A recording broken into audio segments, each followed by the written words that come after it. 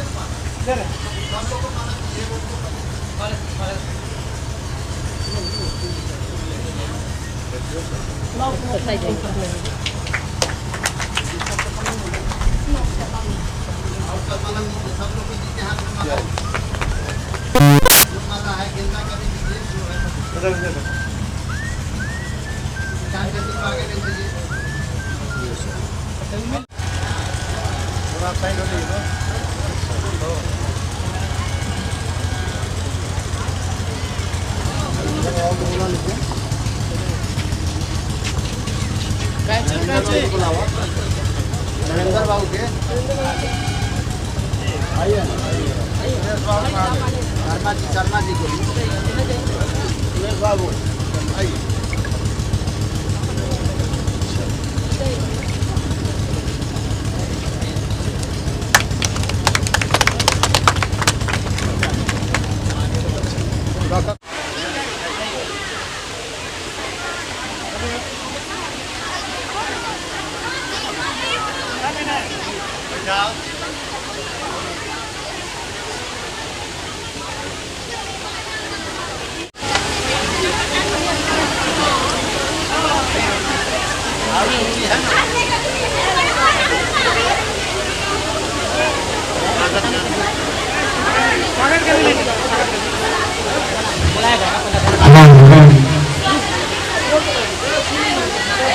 आज के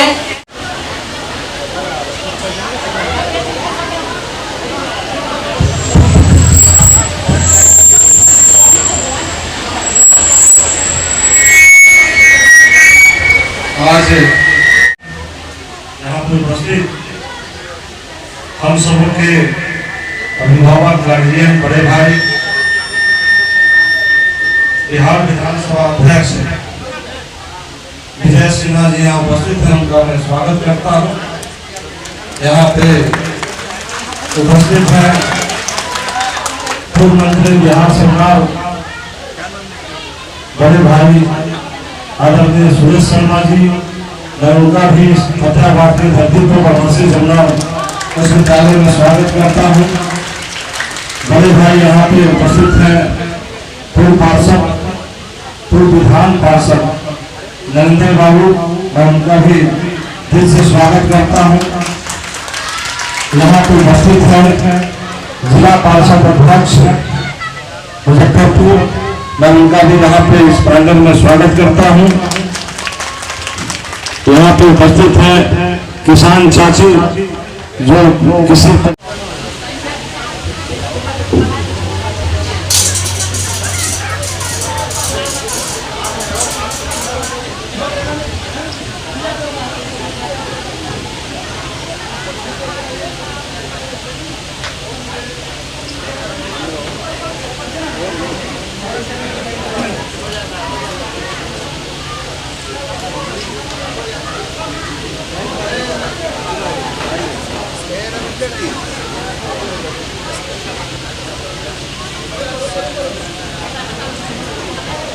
अगले चरण में माननीय अतिथियों का अंग वस्त्र देकर सम्मानित करने का कार्यक्रम है।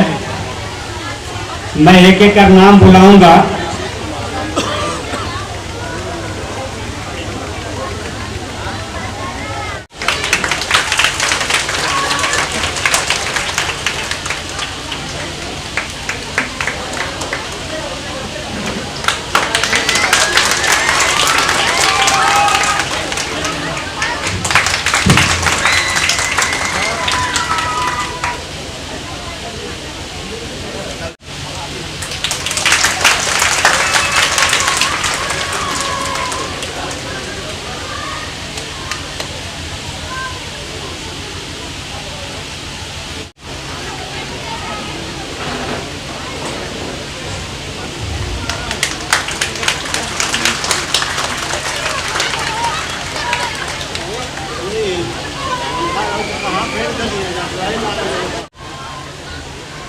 यहाँ आके प्रसन्नता हुई कि हमारे समाज के एक ऐसे व्यक्ति के मूर्ति का अनावरण हो रहा है और वो भी हमारे विधानसभा के माननीय अध्यक्ष विजय कुमार सिन्हा जी द्वारा, जिनका आज जमुना बाबू का पुण्यतिथि। आज इस पुण्यतिथि के अवसर पर इस मूर्ति का अनावरण शायद ये पूरे उत्तर बिहार के लिए बहुत ही गरिमा का विषय है। मंच पर उपस्थित हमारे अध्यक्षता कर रहे यहाँ के विधायक राजू सिंह जी, पूर्व विधान पार्षद नरेंद्र प्रसाद जी, निरुपमा सिंह जी उपाध्यक्ष, उपस्थित रविंद्र प्रसाद सिंह हमारे भाजपा के पूर्व प्रदेश उपाध्यक्ष, किसान साथी राजकुमारी देवी जी, मधुमाला कुमारी जी, प्रमुख आरू प्रमोद बाबू, मंच पर उपस्थित गीता जी, केदार बाबू, शंभू जी, अंजलि जी, गुड्डू जी तथा सभी उपस्थित हमारे दूर दूर से आए हुए भाइयों बहनों, हम आप सबों का बहुत दिल से स्वागत करता हूँ और इस बात के लिए भी बहुत मैं आप लोगों को धन्यवाद देता हूँ कि इस गर्मी में और आप सब लोगों ने इस पुण्यतिथि पर उपस्थित होकर के एक समाज के ऐसे ब्रह्मर्षि समाज के जमुना बाबू के पुण्यतिथि पर उपस्थित होकर के बहुत बड़ा आयोजन किया। जिनको सुनने के लिए आप लोग बैठे हैं, विधानसभा अध्यक्ष जी को बुलाओ, उसके पहले कुछ स्मरण आया, याद आया, उसको बताना भी चाहता हूं। विजय बाबू, आप बहुत से ऐसे काम करते हैं जो हम लोग को विधायक कार्यों का 20 सालों का अनुभव है, उसमें मैं देखता हूं कि पहली बार होता, जैसे सबों के जवाब जो दिन थे, चाहे मुख्यमंत्री ही क्यों न हो, उन्होंने भी इस बात की चर्चा की कि बिहार विधानसभा में पहली बार प्रधानमंत्री आए। हम लोग आशा रखते हैं कि आपके किए हुए कार्यों का इतना वर्णन होता है। और उस दिन जब प्रधानमंत्री बोल रहे थे, आपको भी याद होगा, जब उन्होंने बिहार की शुरुआत की तो बिहार के जमींदारी प्रथा को खत्म करने वाले श्री बाबू के नामों से उन्होंने शुरुआत किया था। और साथ ही एक बात को मुख्यमंत्री को संबोधित करते हुए कहा था कि आदरणीय नीतीश जी, मैं दुनिया के विभिन्न कोने में जब वैश्विक मंचों पर जाता हूं तो सीना ठोक कर कहता हूं कि मैं उस देश से आता हूं जो देश लोकतंत्र की जननी है। अगर आप यहाँ प्रेसिडेंट हैं, आप यहाँ अगर प्राइम मिनिस्टर हैं, तो उस देश का भारत का दिया हुआ है। लेकिन मैं यहाँ पे कहना चाहूंगा, आप हमारे संरक्षक है विधानसभा में, हम उस जगह से आते हैं जो जगह बिहार में नहीं पूरी दुनिया को मैसेज दिया, वैशाली लोकतंत्र की जननी वैशाली है। आप उस मंदिर का संचालन करते हैं, आप उस मंदिर के अध्यक्ष हैं जहां के धरती ने लोकतंत्र का संदेश पूरी दुनिया को दिया था। आज से पहले जब झारखंड बिहार एक था मुझे याद है नामधारी सिंह जी अध्यक्ष थे, उस समय में एक परिपाटी थी, प्रचलन था, कुछ दिनों के लिए या ग्रीष्मकालीन हो शीतकालीन हो विधानसभा रांची में भी चलाई जाती थी और बिहार विधानसभा पटना में होता था। मैं आपसे आग्रह करना चाहूंगा, आपके भी नाम में एक नया अध्याय काफी जुड़ेगा अगर आप कोशिश करें कि लोकतंत्र की जन्म वैशाली में भी साल में एक बार, चाहे 10 दिन के लिए क्यों न हो, विधायकों की एक बैठक और विधानसभा वैशाली में चले, क्योंकि आप जो भी काम करते हैं अद्भुत काम करते हैं।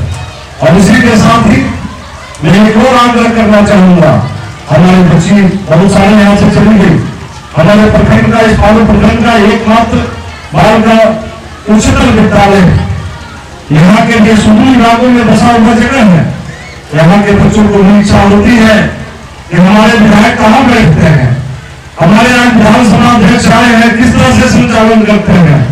आपका परमिशन मिले, अगला सत्र जब आए तो कम से कम अगले सत्र में हमारे बालिका विद्यालय के बच्चों को आप आमंत्रित करें कि हमारे बच्चे वहां जाकर के विधानसभा के संचालन को देख सके, यहाँ के बच्चे देख सके। मैं आपसे मांग करता हूँ, साथ ही सारे वक्ता पीछे बोल रहे, मैं यहाँ पे पत्रकार बंधुओं का भी अभिनंदन करना चाहता हूँ।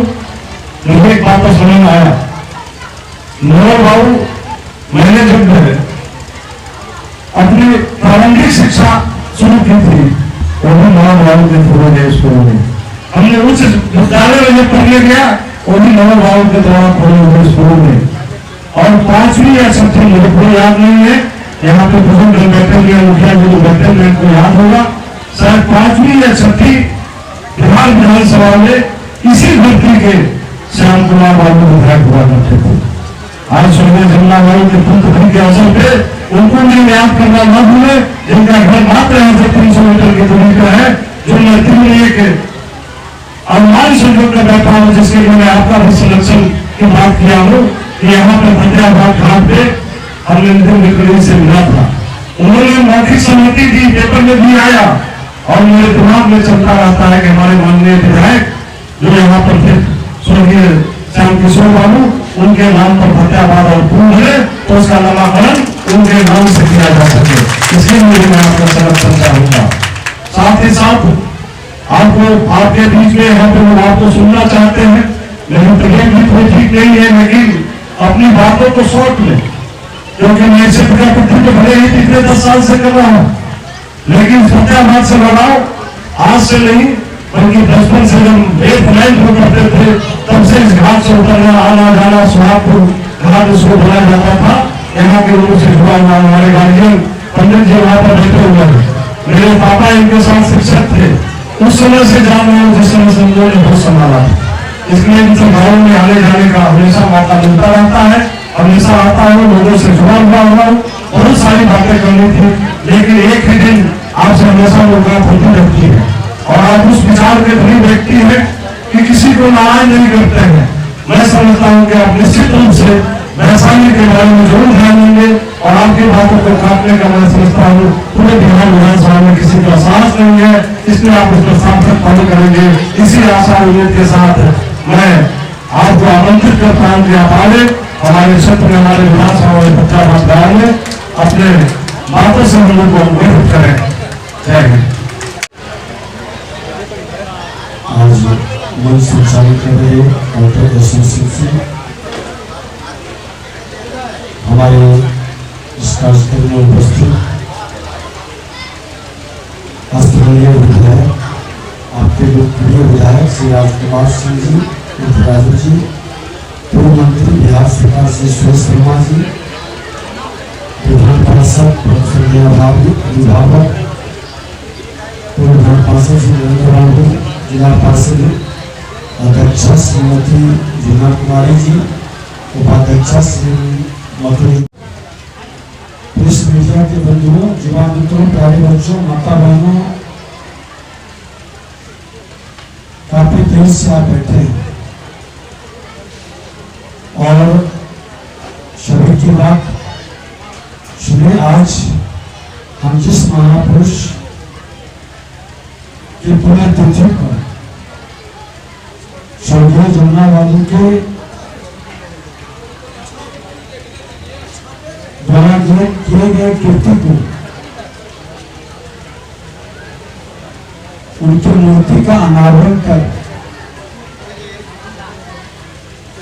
जो याद कर रहे हैं, और इस याद में कुछ ऐसी स्मृतियां भी झलक रही है जो कहीं ना कहीं मन के अंदर एक सकारात्मक भाव भी उत्पन्न कर रहा। अभी पूर्व के वक्ताओं ने कहा कि आज से लगभग अर्धशतक पूर्व जमुना बाबू के द्वारा बच्चों के स्कूल खोलने की कल्पना और उसको साकार करने का स्वरूप आज हमको आपको गौरवान्वित करता है। और कहा भी गया है कि निज गौरव पर जिसे हो न अभिमान, जो शिक्षा से जुड़े थे आज भी बच्चों के हित में कार्य कर रहे हैं। आने वाला भावी पीढ़ी को शिक्षित बनाना चाहते हैं, समाज के अंदर व्याप्त विकारों से उसे मुक्त करना चाहते हैं। लेकिन जितना तेजी से हम विकारों से मुक्त करने का प्रयास करते हैं, उतनी तेजी से हमारा समाज को विकार से जकड़ते जा रहा है। समाज के अंदर की जो दूरी बढ़ते जा रही है, यह दूरी का कारण क्या है, इस पर ही हमको आपको मिलकर के विचारना होगा। लोग कहते हैं कि हम भगवान परशुराम के आदर्श को मानते हैं। भगवान परशुराम हमेशा अपने त्याग तपस्या के बल पर किसके लिए अपना परशु बाबा उठाए, जो दलित शोषित पीड़ित अत्याचारियों दुराचारियों के शिकार थे, उसके हित में अपना परशु को उठाया। आज भी वो समाज के हित में हमें प्रेरणा देता है। भगवान राम अगर इस धरती पर आए भगवान परशुराम के बाद, तो उन्होंने अधिकार के साथ साथ मर्यादा का पाठ हमें पढ़ाया। और भगवान कृष्ण ने सभी कलाओं से पूर्ण होकर समाज के अंदर जो अपने वासुली के मधुर धुन से प्रेम और स्नेह का वातावरण बनाने का प्रयास किया, वह स्नेह और विश्वास में परिणित न हो, यह हम सबों की जिम्मेदारी है। हमको मिल करके भगवान परशुराम हो, भगवान राम हो, भगवान कृष्ण हो, या सहिष्णुता के रूप में भगवान बुद्ध और महावीर, इन तमाम आदर्शों के चिन्हों पर चलेंगे, तभी जमुना बाबू के प्रति सच्ची श्रद्धांजलि है। समाज के हर वर्गों को लेकर हमारी जिम्मेदारी है समाज के अंदर एक विश्वास पैदा करना, एक बदलाव करना, एक माहौल खड़ा करना। और ये माहौल को एक दिन 2 दिन में खड़ा नहीं होगा, क्योंकि स्वार्थ के वशीभूत होकर के जिन लोगों ने समाज के अंदर इतनी बड़ी खाई को पैदा किया, जिसने जहर की खेती से समाज को ग्रसित किया है, उस जहर को खत्म अगर जो कोई कर सकता है तो हम उसे शिक्षित करके, और वो शिक्षा सिखाने वाला ना हो। यहाँ बैठे हैं प्रोफेसर साहब, कई शिक्षक भी, हम शिक्षा दे रहे हैं, शिक्षा सिखाता है।